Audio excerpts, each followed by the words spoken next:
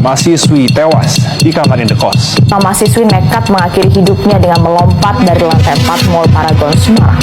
Saudara, seorang mahasiswi salah satu perguruan tinggi swasta di Kota Makassar, Sulawesi Selatan ditemukan tewas.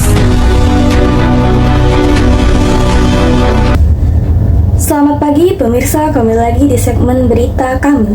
Hari ini kita akan membahas topik yang semakin menjadi sorotan, yaitu masalah kesehatan mental di kalangan generasi ini. Dengan tekanan sosial, kemajuan teknologi, dan tuntutan hidup yang semakin tinggi, bagaimana generasi muda menjaga keseimbangan mental mereka? Dalam segmen ini, kami juga akan berbincang dengan berbagai tokoh masyarakat untuk mendengar langsung pendapat mereka dan apa solusi yang bisa diambil. Simak terus segmen ini dan langsung saja saya serahkan kepada rekan saya yang berada di lapangan, Mutia. Ya, selamat pagi Dia dan Permisa. Menghadapi tantangan yang kian tidak dapat diprediksi tatkala berdampak pada keseimbangan mental seseorang, kami akan berbicara dengan beberapa masyarakat untuk mendengar pendapat mereka tentang masalah ini. Bagaimana mereka melihat dampaknya dan apa langkah yang bisa diambil untuk mendukung generasi muda menghadapi tantangan kesehatan mental. Dengan siapa saya berbicara yang Anda ketahui tentang masalah kesehatan mental yang banyak dialami oleh generasi Z? Kalau menurut saya masalah mental yang dialami seperti depresi akan gangguan mental, kayak tentang keluarganya, percintanya, atau tentang kayak pendidikan di sekitarnya aja. Mengapa menurut Anda masalah kesehatan mental seperti kecemasan dan depresi tampak lebih umum pada generasi Z dibandingkan generasi sebelumnya? Karena mungkin kayak generasi yang sekarang itu lebih dipikirnya kayak pakai logika gitu, lebih jalan seperti logika, nggak kayak perasaannya, beda sama generasi sebelumnya.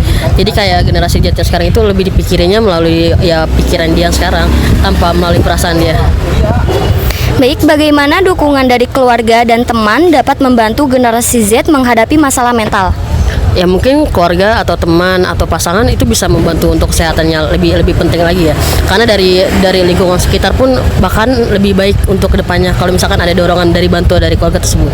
Tapi kalau nggak ada teman atau keluarga, tapi dia ceritanya ntar dipendamnya sendiri, ujung-ujungnya depresi atau ntar skinzo atau penyakit mental yang lainnya itu bisa kejadian.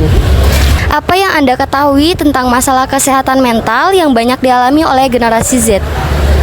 Kesehatan mental yang dialami oleh generasi Z yaitu mungkin lebih banyak ke arah media sosial, lebih percaya kepada media-media yang diberitakan, padahal itu belum berarti benar ya.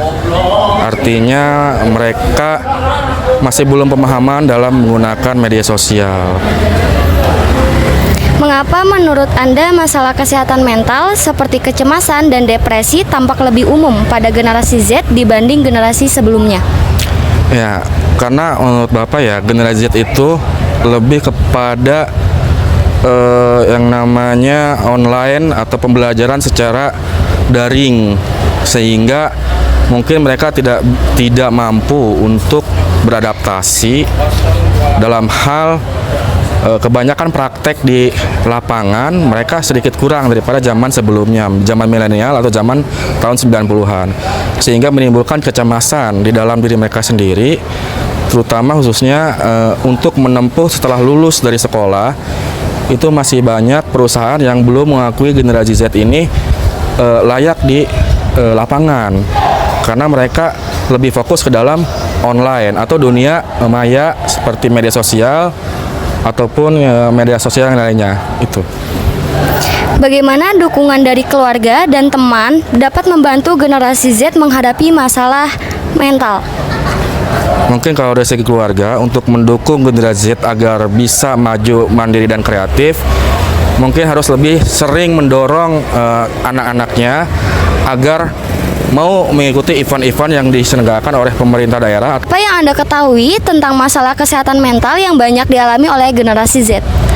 Kalau yang sejauh ini saya tahu sih, saya paling sering ketemu tuh yang permasalahan mental seperti misalnya contohnya bipolar. Kan bipolar kan kayak orang tuh susah ditebak ya, moodnya kayak gimana, atau misalnya tiba-tiba marah, tiba-tiba senang. Itu sih yang sering saya temuin untuk sejauh ini yang saya tahu.